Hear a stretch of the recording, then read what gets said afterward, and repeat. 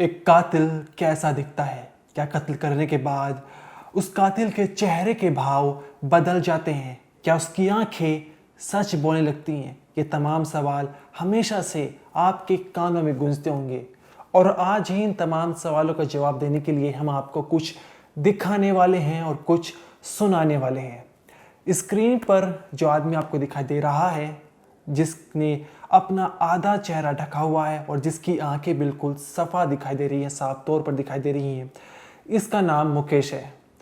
अब इसने कैमरे के सामने आकर कैमरे की आंखों में आंखें डालकर अपना जुर्म कबूल किया है। क्या कुछ इसने कहा है, पहले आप वो सुनिए। मेरे से पैसे मांग रहे थे, एडवांस मैंने ले रखा था 40,000 रुपये और मोबाइल मांग रहे थे, तो मेरे पास थे नहीं, तो इसलिए मैंने दिया नहीं, काट दिया उन्होंने। फिर मैं घर पे गया उनके, तो उन्होंने बोला पापा को बोल दूँगी, धमकी देने लगे, तो मैंने फंदा में फिर मार दिया उनको। मुकेश पुलिस कस्टडी में और कैमरे की आंखों में आंखें डालकर अपना जुर्म कबूल कर रहा है और कह रहा है कि मैंने उससे 40,000 रुपये लिए थे जो मैं चुका नहीं पाया और जिसके चलते मैंने उसका कत्ल कर दिया है। यानी मुकेश ने जो है चंद रुपयों के लिए गुस्से में आकर एक कत्ल कर दिया। सिर्फ एक कत्ल नहीं बल्कि इसने 2 कत्ल की हैं। अभी तक इसने एक कत्ल की दास्तां सुनाई थी, एक कत्ल के जुर्म को कबूल था। अगली वीडियो में जो है ये दूसरे जुर्म को भी कबूल रहा है। दरअसल मुकेश ने जो है दिल्ली के लाजपत नगर के रहने वाली रुचिका, 41 साल की रुचिका और उसके 14 साल के कृष बेटा की हत्या कर दी है।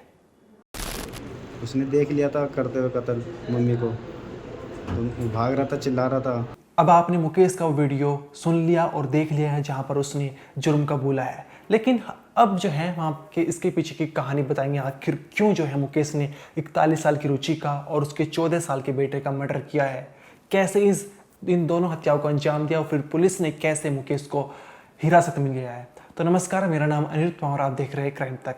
दरअसल जो पूरी कहानी है वो दिल्ली के लाजपत नगर की है। यहाँ पर रामनिवास जो आप घर देख रहे हैं, इसी घर में रुचिका और उसके 14 साल का बेटा रहता था। लेकिन जो घर का मुखिया था वो कुलदीप था। कुलदीप की बीवी रुचिका थी और इन दोनों के 2 बच्चे थे। बड़ी बेटी जो है वो दिल्ली से बाहर आकर पढ़ाई करती है और 14 साल का बेटा जो है वो इन्हीं के साथ रहता है। साथ ही कुलदीप की एक सेंट्रल मार्केट में दुकान है जो वो कपड़े बेचने की, और यहीं पर जो है वो मुकेश काम करता था। साथ ही कुलदीप की गाड़ी भी चलाता था। इसके अलावा 2 और नौकर थे जो कुलदीप की दुकान पर काम करते थे। हम वीडियो में उनकी ज़ुबानी भी सुनाएंगे, उन्होंने क्या कुछ मुकेश के बारे में कहा है, आप वो भी सुनिए ज़रूर। तो ये जो है वो काम करते थे मुकेश, लेकिन मुकेश जो है बहुत ज़्यादा छुट्टी लेता था और काम पर बहुत कम आता था। इसके चलते जो है और साथ ही मुकेश ने 40,000 रुपये जो हैं वो उधार लिए हुए थे और काम पर नहीं आ रहा था। अब जो कुलदीप है और कुलदीप की जो बीवी है रुचिका, वो परेशान हो रहे थे। उनके मन में सवाल थे कि आखिर क्यों जो है वो मुकेश दुकान पर नहीं आ रहा है। अब इसके चलते जो दूसरे नौकर को है तो उन्होंने मुकेश के घर भेजा और वहाँ जाकर जो दूसरे नौकर ने मुकेश से वीडियो कॉल के थ्रू जो है रुचिका मालकिन की बात कराई। अब यहाँ पर रुचिका थोड़ा आक्रोश में आ जाती है, वो मुकेश को डांट फटका लगा देती है और 40,000 रुपये जो उसने ले रखे हैं उसकी वापस करने की बात करती है। अब इसके बाद जो है मुकेश कहता है कि हाँ मैं कल से दुकान पर आ जाऊँगा। लेकिन इसके बाद जो कहानी रचता है वो बहुत ही चौंकाने वाली है। यहाँ पर वो बुधवार की रात जो है करीब 8 साढ़े 8 बजे करीब फ़ोन कटने के बाद मुकेश रुचिका के घर जाता है। उस वक्त जो है रुचिका और 14 साल का कृष बेटा घर पर मौजूद होते हैं और घर पर जाने के बाद जो है वो चाकू से जो है एक तेज़ धारदार हथियार से पहले रुचिका का कत्ल कर देता है और उसके बाद जो है कत्ल करते हुए उसको 14 साल का बेटा देख लेता है और बहुत ज़्यादा डर जाता है। वो भागने का प्रयास करता है और भागते भागते घर के वॉशरूम तक पहुंच जाता है और वहीं पर जो है ये हत्यारा मुकेश जो है उस 14 साल के बेटे को भी मौत के घाट उतार देता है। अब 9:40 के आसपास जो है बुधवार की देर रात कुलदीप जो है घर के मुखिया यानी रुचिका के पति, वो घर पहुंचते, वो घंटे बजाते घर की, लेकिन रुचिका दरवाज़ा नहीं खोलती। इसी वक्त जो है कुलदीप की नज़र उस पर पड़ती है, घर जो सीढ़ियाँ बनी होती है वहाँ पर खून के छींटे थे।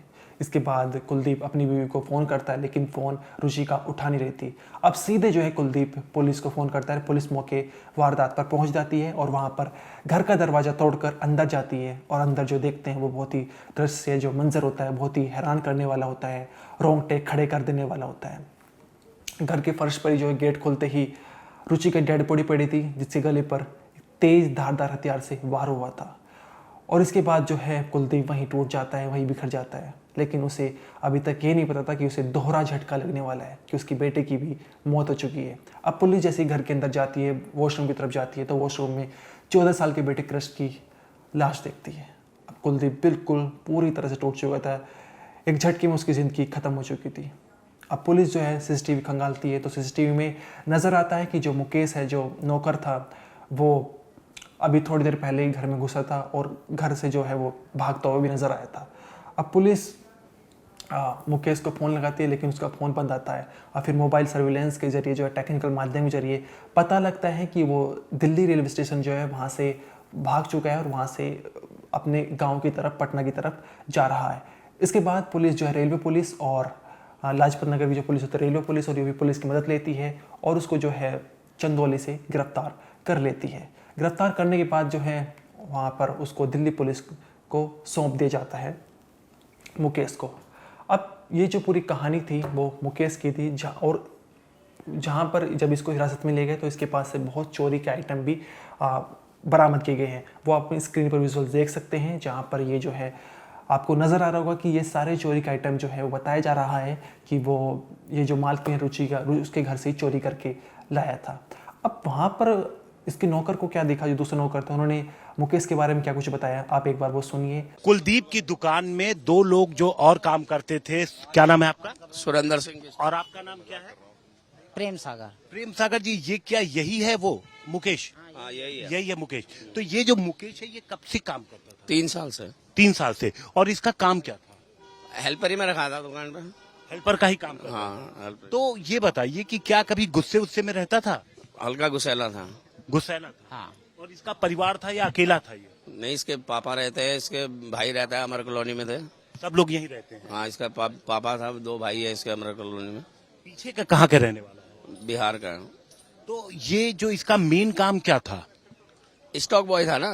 Stock boy. स्टॉक बॉय में काम करना। माल फोल्ड करना, माल रखना, गोदाम से माल ले जाना, ऐसे यही काम था। यही काम था। हाँ, कभी हम भी ले जाते थे गोदाम से माल। अच्छा। हाँ।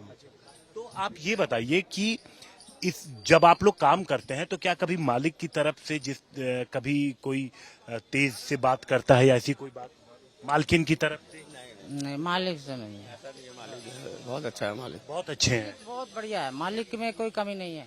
मालिक तो हमें बाप समान लगता है, हम मालिकिन भी हमारी माँ समान है और उस बेटी की तरह मानती थी। बेटे की तरफ कमी नहीं रखती थी। कोई कमी नहीं रखती थी। आप लोगों को कब पता चला ये हादसे के बारे में? कल हम शॉप पे थे ना, शॉप पे थे मैं और बॉस से और ये और रोहन। तो जब फोन नहीं लग रहा तो हमने रोहन को यहाँ भेजा। कॉल 8-10 कॉल हो गया, नहीं लगा। फिर मैंने कॉल मिलाया। कभी कभी मेरी भाभी फोन उठा लेती थी, उनका नहीं उठाती थी, तो मेरा भी नहीं लगा। तो भैया ने भेजा उसको, रोहन को, कि जा चेक कर देख, स्कूटी बाहर है। स्कूटी बाहर था, रेलिंग पे खून लगा था।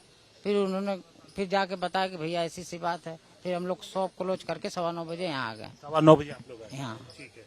तो जो उसका व्यवहार था, उसका व्यवहार मुकेश का कैसा था? वो थोड़ा ना गुस्सैलापन वाला था।